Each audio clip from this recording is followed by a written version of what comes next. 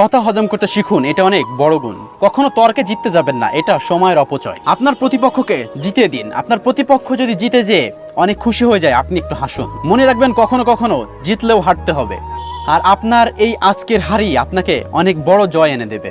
হারতে শিখুন, সব জায়গায় জিততে নেই, এটা বোকামি। আপনাকে যারা বিশ্বাস করে না তাদের চিন্তা বাদ দিন, নিজেকে বিশ্বাস করুন।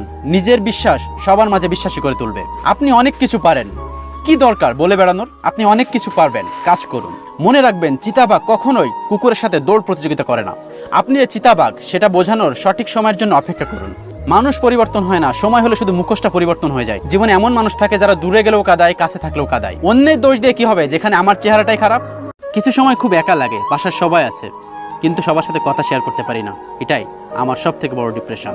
এখানে সবাই আছে কিন্তু তুমি যেন কেউ নেই। জীবনে কখনো নিজের অহংকার করো না, কারণ পাথর যখন নিচে পড়ে যায় তার ওয়েটের